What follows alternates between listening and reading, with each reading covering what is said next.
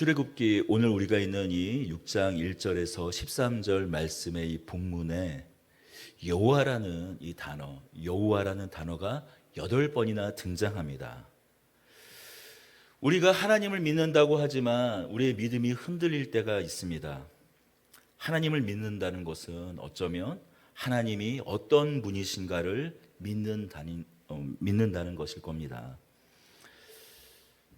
우리의 믿음이 흔들리는 이유, 아마도 그것은 하나님이 어떤 분이신지 우리가 잘 모르기 때문일지 모릅니다.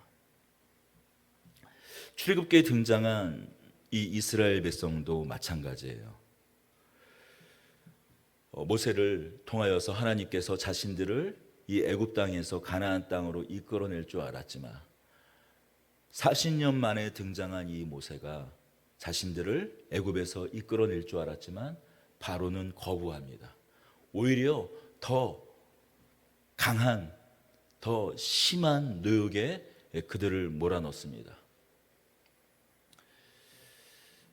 그래서 마음이 상합니다. 마음이 상한 것은 이스라엘뿐만이 아니었어요. 모세도 마음이 상해버렸습니다. 하나님께서 나타나셔서 자신을 이스라엘 백성들에게 보내셨을 때는 바로 그 즉시 바로가 이스라엘 백성들을 애굽에서 끄집어내실 줄 알았어요. 자신에게 이적을 펼쳐 보이신 것 같이 바로에게 이적을 그렇게 펼쳐 보이셔서 하나님의 그 강한 팔로 애굽을 이끌어내실 줄 알았습니다. 하지만 바로는 거부하죠. 하나님을 대적합니다. 오히려 이스라엘 백성들을 더 강하게 노역으로 몰아넣습니다. 어쩌면 이러한 이스라엘과 모세의 모습이 오늘의 현실을 살아가는 우리의 모습일런지도 모르겠습니다. 오늘 하나님의 말씀을 통하여 모세에게 전하는 이 하나님의 말씀을 통하여 우리가 위로와 소망을 얻게 되기를 원합니다. 믿음이 더욱 굳어지게 되기를 원합니다. 우리 2절과 3절을 다시 읽도록 하겠습니다. 2절과 3절입니다. 하나님이 모세에게 말씀하여 이르시되 나는 여호와니라. 내가 아브라함과 이삭과 야곱에게 전능의 하나님으로 나타났으나 나의 이름을 여호와로는 그들에게 알리지 아니하였고. 전능의 하나님, 성경에 다양한 이름으로 등장하는, 다양한 호칭으로 등장하는 하나님의 성어 중 하나예요. 우리가 엘샤다이 들어보셨죠? 여호와 이레, 여호와 샴마, 다양한 하나님의 호칭, 하나님의 성호가 성경에 등장합니다만 우리가 또 좋아하는 하나님의 성호가 무엇입니까? 전능자 하나님, 전능하신 하나님, 엘샤다이의 하나님 아닙니까? 하나님께서 모세에게 말씀하세요. 내가 전능자 하나님으로, 전능하신 하나님으로 아브라함과 이삭과 야곱에게는 내가 드러내었으나, 내 자신을 드러내었으나 내가 여호와 하나님으로는 그들에게 알리지 아니하였다라고 말합니다. 우리 전능하신 하나님, 전능자 하나님, 엘샤다이 하나님이 처음 등장하는, 물론 하나님의 첫 등장은 창세기 1장 1절부터 등장하지만 전능하신 하나님으로서 처음 등장하는 모습을 한번 창세기 17장으로 한번 가서 한번 살펴보겠습니다. 우리 출애굽기 6장을 책근으로 잠깐 표시해 두고 창세기 17장으로 가보겠습니다.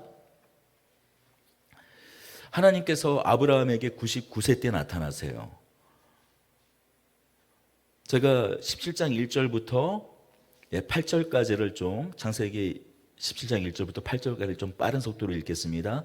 아브라함이 99세 때에 여호와께서 아브라함에게 나타나서 그에게 이르시되 나는 전능한 하나님이라. 너는 내 앞에서 행하여 완전하라. 내가 내 언약을 나와 너 사이에 두어 너를 크게 번성하게 하리라 하시니 아브라함이 엎드렸더니 하나님이 또 그에게 말씀하여 이르시되 보라, 내 언약이 너와 함께 있으니 너는 여러 민족의 아버지가 될지라. 이제 후로는 내 이름을 아브라함이라 하지 아니하고 아브라함이라 하니니 이는 내가 너를 여러 민족의 아버지가 되게 함이니라. 내가 너로 심히 번성하게 하리니 내가 내게서 민족들이 나게 하며 왕들이 내게로부터 나오리라. 내가 내 언약을 너와 너 및 내 대대 후손 사이에 세워서 영원한 언약을 삼고 너와 내 후손의 하나님이 되리라. 내가 너와 내 후손에게 내가 거류하는 이 땅을 가나안 온 땅을 주어 영원한 기업이 되게 하고 나는 그들의 하나님이 되리라. 여기 창세기 17장 1절에서부터 8절까지 반복되는 단어가 무엇입니까? 반복되는 단어가 있어요. 동그라미 땡 칠 수 있는 단어가 두 가지가 있습니다. 바로 내가라는 단어와 언약이라는 단어예요. 내가라는 단어와 언약이라는 단어입니다. 먼저 언약이라는 단어를 한번 살펴보십시다. 언약은 무엇입니까? 우리말로 하면 약속이라는 단어인데, 하나님께서 아브라함에게 무엇을 약속하셨습니까? 자녀를 약속하셨어요. 큰 민족을 이룰 후사를 약속하셨습니다. 다른 누구에서가 아닌 아브라함과 사라의 관계를 통해서 나타날 자녀를 약속하셨어요. 그러나 그 자녀가 있습니까? 없습니까? 물론 하가를 통해서는 있죠. 하지만 약속의 자녀인 사라를 통해서는 자녀가 없어요. 지금 아브라함의 집안이 커지긴 했습니다만 그 집안을, 아브라함의 그 집안을 지금 민족이라고 할 수 있습니까? 없습니까? 없어요. 더불어 아브라함을 지금 왕이라고 할 수 있습니까? 아니요. 아브라함을 왕이라고 할 수 없어요. 그러니 이 약속은 무엇입니까? 언약은 무엇입니까? 미래에 주어지는 것입니다. 현실에는 보이지 않지만 미래에 보여질 것이요, 미래에 나타날 일이요, 성취될 일, 그것을 약속이라고 합니다. 바로 현재와 미래를 연결해 주는 것, 그것이 약속이에요. 현재와 미래를 연결해 주는 것, 묶어 주는 것, 그것이 바로 언약이에요. 믿음은 무엇입니까? 바로 이 언약을 믿는 것입니다. 바로 이 약속을 믿는 것이 바로 믿음입니다. 자, 그렇다면 이 약속, 이 언약을 누가 이루시겠다고, 누가 시행하시겠다고 말씀하십니까? 바로 하나님이 그것을 이룰 것이라고 말합니다. 내가 계속 이 내가를 반복하면서 하나님께서 약속하십니다. 하나님 당신께서 이루신다고 말씀하세요. 사람들이 우스갯소리로 하는 말이 있습니다. 약속은 깨지려고 있는 거다라고 말합니다. 왜요? 사람의 약속은 많이들 깨어지기 때문이죠. 상황이 바뀌면, 환경이 바뀌면, 여건이 바뀌면, 어떤 돌발 변수가 생기면 얼마든지 깨어질 수 있는 것이 약속이기 때문에 우리는 말하지 않습니까? 우스갯소리로 약속은 깨지려고 있는 거야, 그렇게 말을 합니다만 하나님의 약속도 그럴까요? 아니요. 하나님께서 약속하시는 것이기에 반드시 그것이 이루어질 줄 믿는 것이고, 우리도 여전히 무엇을 믿습니까? 우리가 지지난주에 부활절을 맞았습니다만 예수님께서 십자가에 못 박히시고 부활하신 것을 우리가 믿음으로 바라보고 끝날에, 이 세상 끝날에 우리도 그와 같이 하나님의 아들이신 예수님께서 첫 열매가 되셨듯이, 부활의 첫 열매가 되셨듯이 우리도 영원한 부활의 영광을 덧입게 될 것이라고, 지금은 우리가 썩어질 육체를 가지고 사라져버릴, 마치 풀처럼 이슬처럼 사라져버릴 그런 육체를 가지고 있지만 우리가 그 부활의 몸을 입을 것을 바라고 소망하듯이 그 약속을 믿는 것이 믿음 아닙니까? 하나님께서 이토록 내가 그렇게 반복하십니다. 나는 너희와 다르다. 하나님의 전능성을 우리는 여기서 오늘 이 창세기, 우리가 잠깐 되돌아본 이 창세기 17장에서 하나님의 전능성을 다시 한번 확인할 수 있어요. 우리는 하나님의 전능성, 엘샤다이의 하나님을 어떻게 이해하고는 합니까? 하나님은 불가능이 없으신 분, 하나님은 못하는 일이 없으신 분, 권능의 하나님. 예, 맞습니다. 하나님은 전능의 하나님이세요. 그러나 우리가 오해하면 안 될 것이 있습니다. 하나님을 전능하신 하나님, 하나님은 못하는 분이 없는 하나님, 우리가 그렇게 여기다 보니까 이것을 비꼬는 사람들은 이런 질문을 해요. 야, 하나님께서 그 어떤 것도 뚫을 수 없는 방패를 만드셨어. 그리고 하나님은 더 만드셨지, 한 가지를. 그 어떤 것도 뚫지 못하는 창을 만드셨어. 자, 그러면 창끝이 부러지는가? 아니면 방패가 뚫리는가? 그런 질문을 합니다. 전능하신 하나님을 못 믿겠다라는 거죠.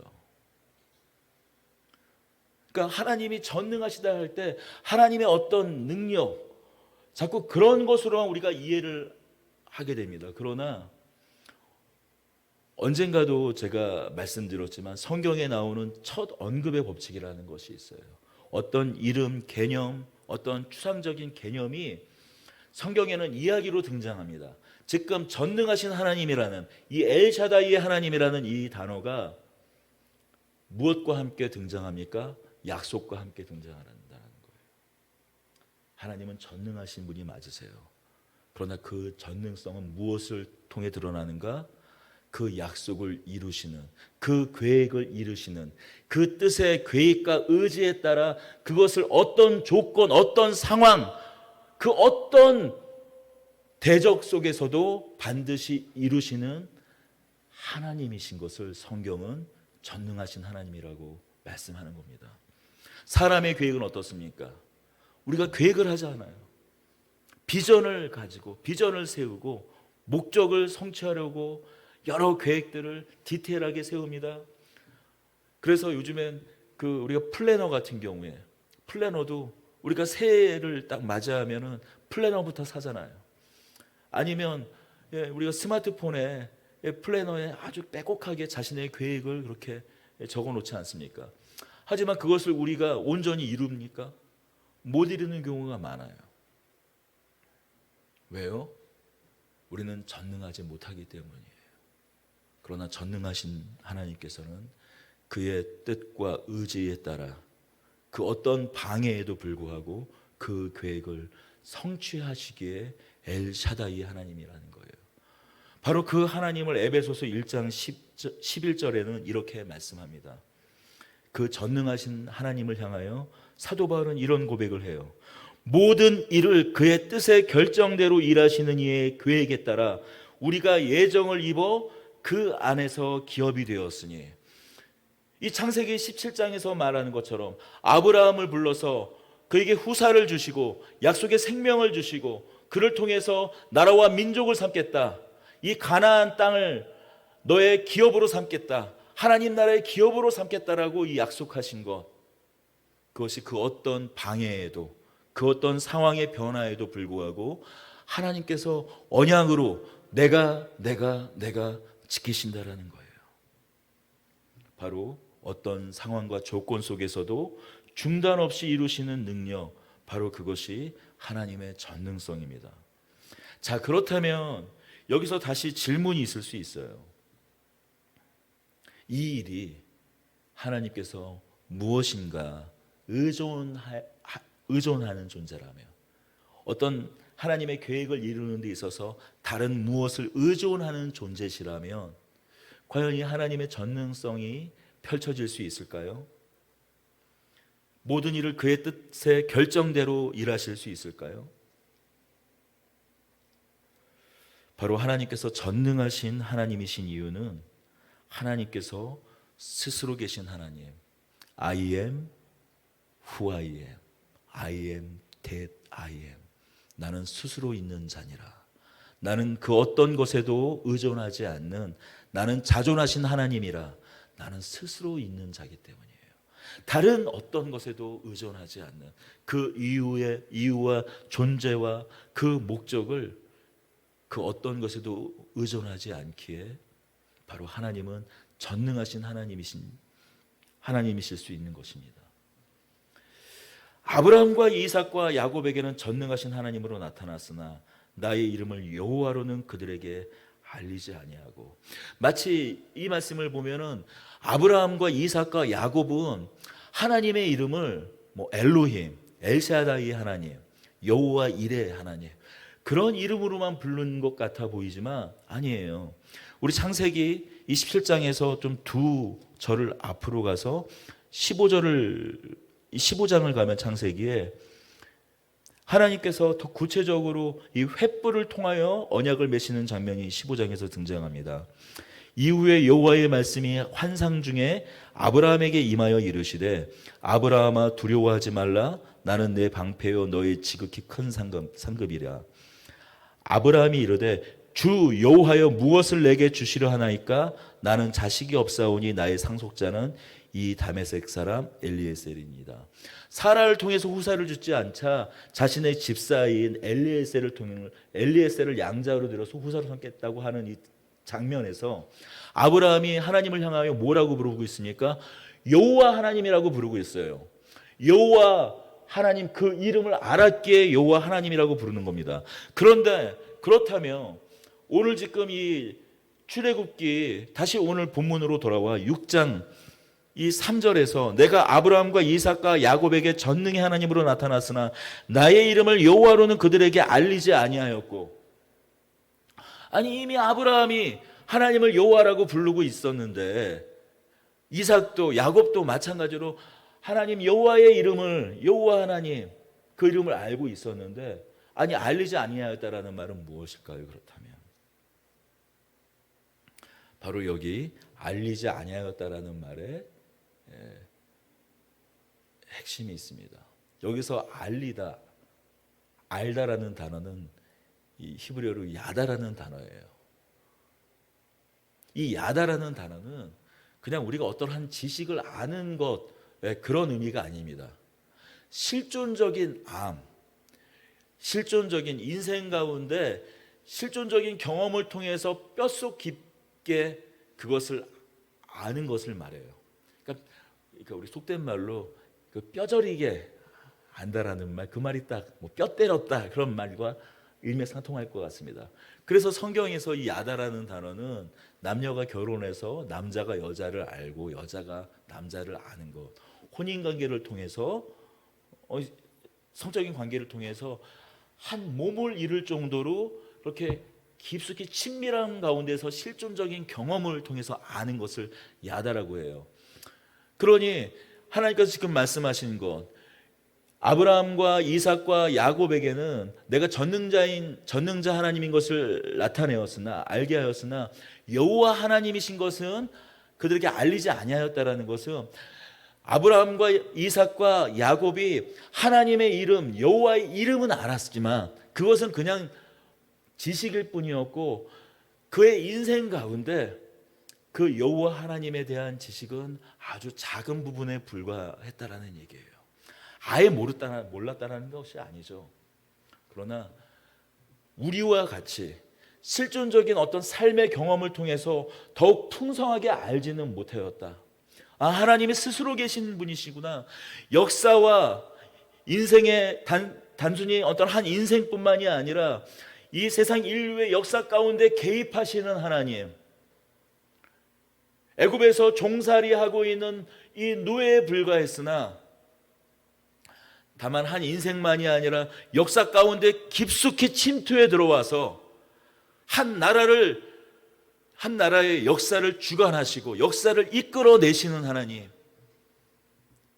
그런 하나님이 되시기까지는 그들은 잘 알지 못했다라는 거예요.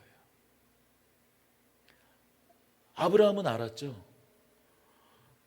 99세에 마지막으로 약속이 주어졌습니다. 내년 이맘때 내가 아들을 낳으리라, 내 독자 이삭을 낳으리라고 결국 알았어요. 야곱도 알았습니다. 그의 아들 12아들을 통해서 결국에 큰 민족을 이룰 거라고는 알았지만 그 민족이 구체적으로 어떻게 애굽에서 다시 끄집어내어져서 가나안 땅에 와서 민족과 나라가 되었는지, 세상 열방의 이스라엘 나라가 되었는지 그것까지 다 알지 못했어요. 하나님께서 어떻게 이 지상 역사 가운데 침투하셔서 하나님의 역사를 이끌어 나가시는지 알지 못했어요. 다 알지 못했어요. 바로 이제 비로소 하나님께서 이스라엘 백성들을 통하여 알게 하시겠다라는 거예요.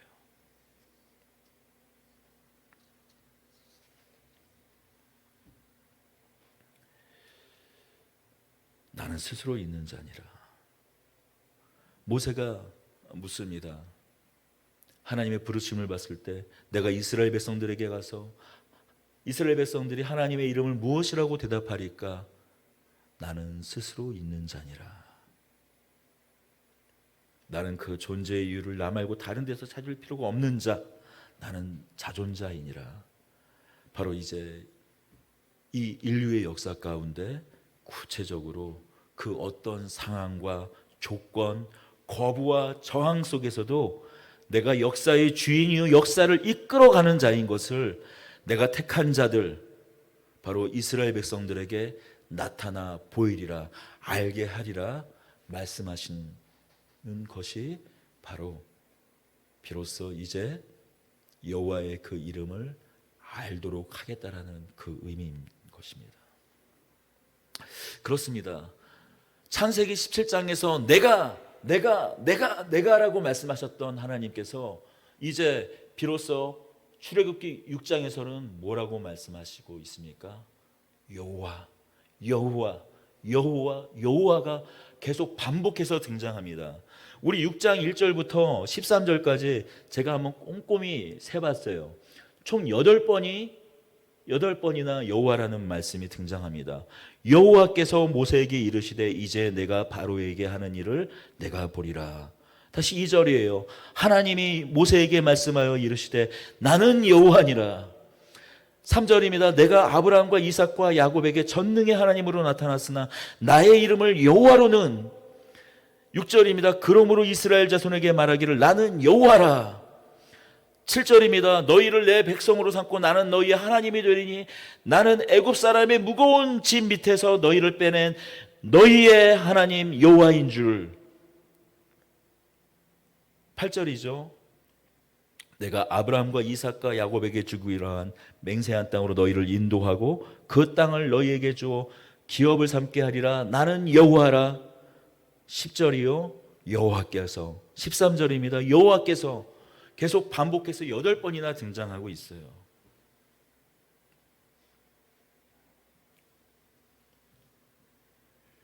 무엇입니까? 이제 그 어떤 것에도 의지하지 아니하고 그 어떤 방해에도 그 어떤 상황과 환경 속에서도 그의 뜻과 의지를 꺾지 않으신 하나님께서 비로소 일할 것이라고 모세에게 말씀하시고 이스라엘에게 말씀하시는 겁니다. 우리 4절에서 7절까지 다시 한번 읽어보겠습니다. 가나안 땅 곧 그들이 거류하는 땅을 그들에게 주기로 그들과 언약하였더니 이제 애굽 사람이 종으로 삼은 이스라엘 자손의 신음소리를 내가 듣고 나의 언약을 기억하노라. 그러므로 이스라엘 자손에게 말하기를 나는 여호와라. 내가 애굽 사람의 무거운 짐 밑에서 너희를 빼내며 그들의 누욕에서 너희를 건지며 편팔과 여러 큰 심판들로서 너희를 속량하여 너희를 내 백성으로 삼고 나는 너희의 하나님이 되리니 나는 애굽 사람의 무거운 짐 밑에서 너희를 빼내 너희 하나님 여호와인 줄을 너희가 알지니라. 하나님께서 이렇게 약속하시고 시행하실 거라고 말씀하지만 이스라엘 백성들은 그 말을 온전히 믿지 않습니다.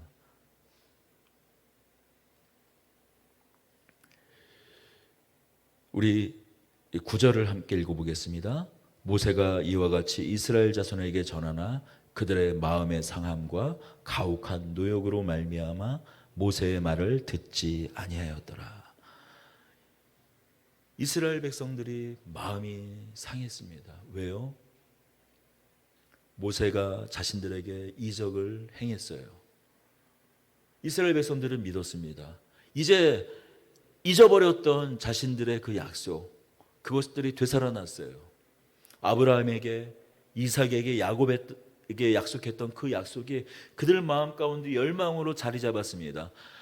모세가 바로에게 나가 하나님의 명령을 전하며 자신들을 끄집어낼 줄 알았어요. 하지만 결과는 어땠습니까? 오히려 비참했습니다. 더 심한 노역에 시달렸습니다. 예전에는 지푸라기를 주어서 그래도 벽돌을 굽고 만드는데 수월했지만 이젠 지푸라기도 주지 않았어요. 그것을 찾느라고 온 사방을 헤매고 다닙니다. 이제 자신의 농사를 지을 시간도 부족해져 버렸어요. 마음이 상하죠. 하나님께서 자신을 구원하신다고 하시면서 끄집어내신다고 약속하셨는데 여전히 그들의 삶은 어떻습니까? 핍절해요. 핍박과 고난이 있습니다. 환난이 있습니다.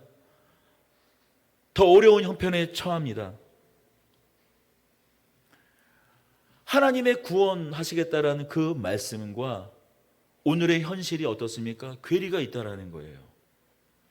하나님께서 비로소 그 약속을 시행하시고 드디어 일하신다라고 반복해서 말씀하고 있음에도 불구하고 여전히 삶은 어떻습니까? 변함이 없어요. 더 악조건 속에 놓여집니다. 오히려 대적 바로는 기세가 등등합니다. 여러분, 이것이 우리의 현실 아닙니까? 예수님께서 우리를 구원하셨다는데 예수님께서 정말 나를 구원하신 것이 맞나? 우리는 그럴 마음이 들 때가 얼마나 많이 있습니까? 하나님께서 나를 지켜주신다고 하셨는데 목자 되시는 하나님께서 나를 지켜주신다고 하셨는데 목자 되신 하나님께서 시편의 말씀처럼 해와 달과 그 별들도 나를 상치 못하게 하시고 나를 안위하신다고 말씀하셨는데 나의 현실은 어떻습니까? 억울한 일을 당합니다. 때로는 누명을 쓰기도 해요. 예수님을 좀 잘 믿어보려고 하면 오히려 근심스러운 일이 생깁니다. 하나님께서 지금 나를 조금만 도와주시면 되는데 그거를 안 하세요. 그러니 가끔 주위에 간증 같은 거 들면 저도 간증 같은 거 이렇게 잘 안 들어요. 화가 나요. 간증 이렇게 하시는 분들 얘기 들어보면은 뭐 진짜 기적 같은 일이 일어나는데 뭐 제 삶의 역사 가운데서는 그런 일이 없어요. 물론 처음 하나님을 만났을 때 그 허니문 기간에서는 그런 일이 있었죠. 그런데 늘상 되풀이되지 않더라고요. 정말 절박하게 기도할 때 하나님께서 마치 나를 외면하는 것 같아요. 여러분, 마음이 상한 건 이스라엘 백성들뿐만이 아니죠. 모세뿐만이 아닙니다. 우리도 마찬가지입니다. 그런데 하나님은 모세를 바로에게 다시 보내세요. 들어가서 11절입니다. 애굽 왕 바로에게 말하여 이스라엘 자손을 그 땅에 내보내게 하라. 마음이 상해 있는 모세, 더 마음이 상해 있는 이스라엘 백성에게 다시 모세를 보내세요.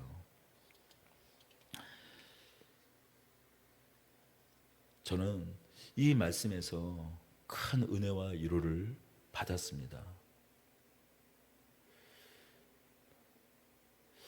계속 이 말씀을 이렇게 계속 되풀이해서 이 말씀, 오늘 말씀을 이렇게 준비해서 볼 때 하나님께서는 포기하지 않는 하나님이시구나. 중단하지 않으신 하나님이구나. 하나님의 열심으로 끝까지 포기하지 않으시고 손을 내미시는 하나님이시구나. 그저 혼내지 않으시고 힘들지, 마음이 상하지, 그래도 다시 하자. 과정을 생략하지 않으십니다. 우리 성질 같아서는 하나님께서 확 갈아엎어 버리셨으면 좋겠지만 하나님은 그 지난한 과정을 생략하지 않으세요. 다시 해보자, 다시 해보자, 다시 해보자. 우리 7절 하반절을 보십시다. 너희를 내 백성으로 삼고 나는 너희의 하나님이 되리니 나는 애굽 사람의 무거운 짐 밑에서 너희를 빼낸 너희의 하나님 여호와인 줄을 너희가 알지니라. 과정이 없는 지식, 과정이 없는 알미 참 지식일까요? 우리 어렸을 때 수학 문제를 이렇게 풀고는 합니다만 정답을 얼마든지 달달 외울 수 있죠. 그러나 그것이 우리에게 지식이 되지 않지 않습니까? 힘을 들여서, 공을 들여서 그 수식을 하나하나 점검하고 풀 때 그 정답이 정말 나에게서 참 지식이 되죠. 바로 이것이 야다입니다. 하나님을 아는 것입니다. 하나님은 과정을 생략하지 않으세요. 2000년 전 예수님께서 우리를 위하여 십자가에 돌아가셨습니다. 부활하셨어요. 우리는 고백합니다. 우리가 죄와 사망에서 벗어났다고 고백합니다. 자유함을 얻었다고 고백해요. 그러나 어떻습니까? 우리가 이 땅을 살아가면서 참된 자유를 누립니까? 아니요. 예수님께서는 수고하고 무거운 짐진 자들아 다 내게로 오라. 나의 짐은 가볍다. 나의 명예는 쉽고 가볍다라고, 그러니 다 나에게로 오라라고 말하는데, 그래서 예수님께로 갔는데, 여러분의 삶의 짐이 가볍습니까? 여러분의 삶의 무게가 가볍습니까? 아니요. 어쩌면 예수님 믿기 전보다 더 훨씬 무거운 짐을 지고 있는지 몰라요. 예전에는 하나님을 잘 모르고 하나님을 인정하지 않고 예수님을 인정하지 않고 살았으니 내 마음대로 살 수 있었어요. 그런데 이제는 마음의 그 부담감 때문에 내 마음대로도 못 살아요. 그러니 뭐 하나 해도 속 시원한 게 없어요. 여전히 우리는 삶의 무게에 짓눌려 삽니다. 내 멍에는 쉽고 내 짐은 가볍다고 말씀하셨는데 왜 이렇게 우리는 우리 삶의 무게가 무거운 걸까요? 어려운 걸까요?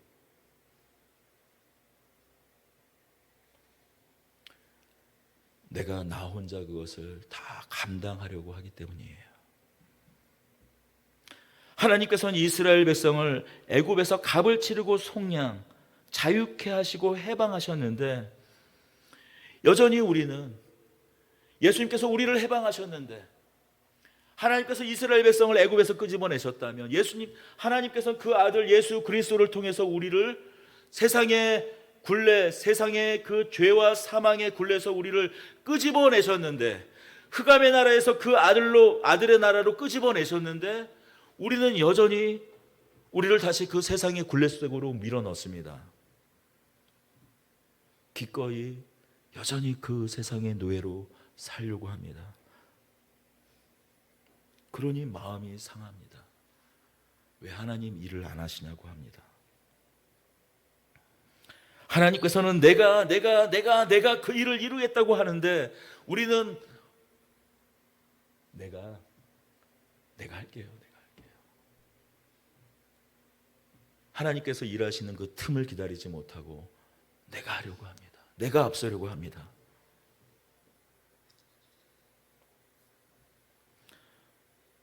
우리는 하나님 없이 내가 스스로 있다고 생각합니다. 하나님을 믿지만 우리는 고아의 영성이 충만해요. 하나님은 우리를 자녀 삼았다고 하는데 말씀하시잖아요. 너희를 내 백성으로 삼고 나는 너희의 하나님이 되리니 나는 애굽의 사람의 무거운 짐에서 너희를 빼낸 너희의 하나님 여호와인 줄 알게 하리라.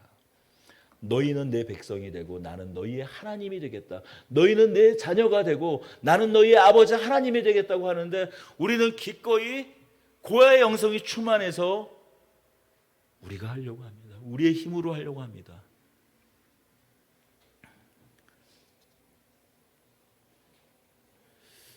이것은 이런 이 고아와 같은 이 상황, 이곳에서 우리는 그냥 나올 수가 없어요. 하나님이 2000년 역사 가운데 이미 예수님께서 십자가와 그 부활을 통해서 다 이루셨지만 우리의 삶 속에서 그것을 반복하게 하세요. 십자가로 우리를 내몹니다.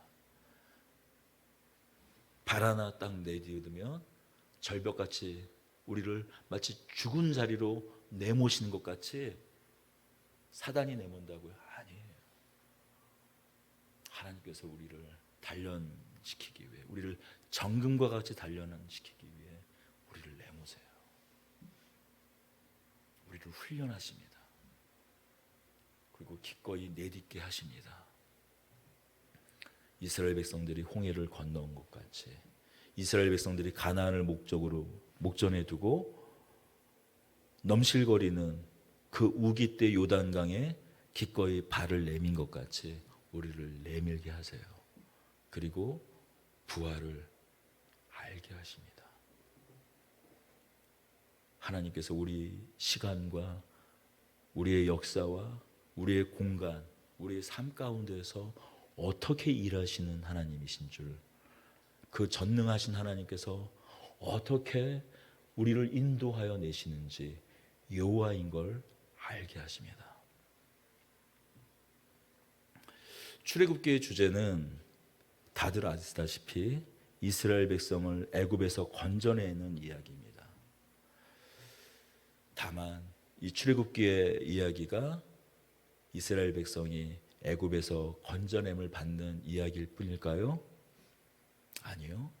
그러나 우리가 앞으로 나누겠지만 이 출애굽기에서 계속 반복적으로 알게 하는 부분이 있습니다. 그 알게 하는 것은 여호와를 알게 하시겠다라는 거예요. 바로 애굽이 여호와가 누구인지 알게 하실 것이고, 이스라엘 백성들이 하나님 여호와가 누구인지 알게 하는, 바로 그것이 출애굽기의 목적이에요. 하나님을 아는 것. 요한복음은 말하지 않습니까? 하나님과 그 아들 예수 그리스도를 아는 것이 무엇이라고요? 영생이라고 했잖아요. 하나님과 그 보내신 아들 예수 그리스도를 아는 것이 영생이라고 했어요. 하나님을 아는 것이, 하나님이 어떤 분인 줄 아는 것이 우리 인생을 통해서 그 영생을 경험하는 겁니다. 우리 삶의 그 지난한 역사를 통해서, 우리 삶의 그 지난한 과정을 통해서 하나님께서 생략하지 않으시고 점프하지 않으시고, 물론 하나님께서 하시려면 하실 수 있어요. 하나님은 돌들로도 여호와 하나님을 찬송케 하실 수 있습니다. 그러나 그렇게 하지 않으시고 우리의 입술, 우리 삶의 고백을 통해서, 우리 삶에서 드리는 산 제사를 통해서 하나님을 예배하게 하고 하나님을 알게 하십니다.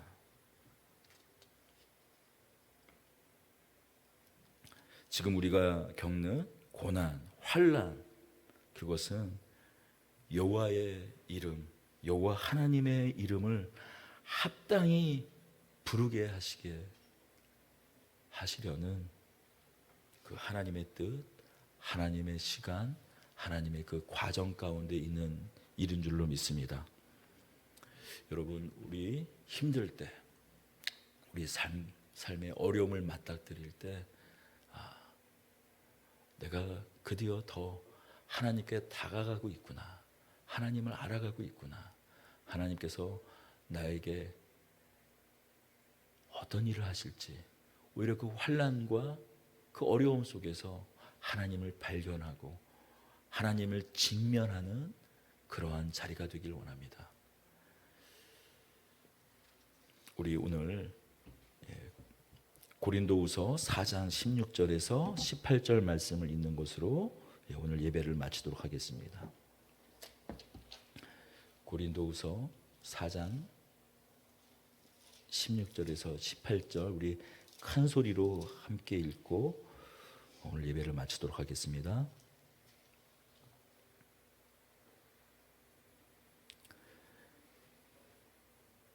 신약성경 289면쯤 있습니다. 그러므로 우리가 낙심하지 아니하노니 우리의 겉사람은 낡아지나 우리의 속사람은 날로 새로워지는도다.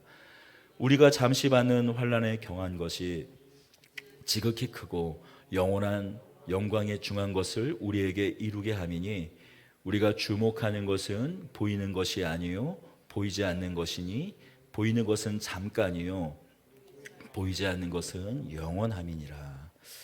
아멘. 기도하겠습니다. 은혜와 사랑의 하나님 아버지 감사합니다. 하나님은 그 환난을 사용하십니다. 그 고난을 사용하십니다. 우리는 환난과 고난이 도대체 내 인생 가운데 무슨 짝의 소용이 있느냐고 말하지만 고난이 나의 삶을 통하여 일을 합니다. 그것으로 하나님께서 원하시는 하나님의 형상과 그 영광으로 빚어짐을 믿습니다.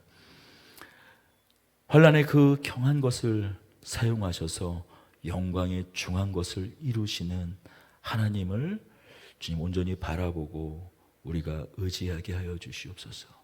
저희의 인생이 그동안 내가 나의 힘으로 살아갔던 고아와 같은 인생이었다면 이제 자존자 되신 하나님, 전능하신 하나님, 엘샤다이의 하나님, 여호와 하나님을 믿고 의지하며 잠잠히 주님을 바라보고 따라가는 저희들 되게 하여 주시옵소서. 우리 주 예수 그리스도의 이름으로 기도드립니다. 아멘.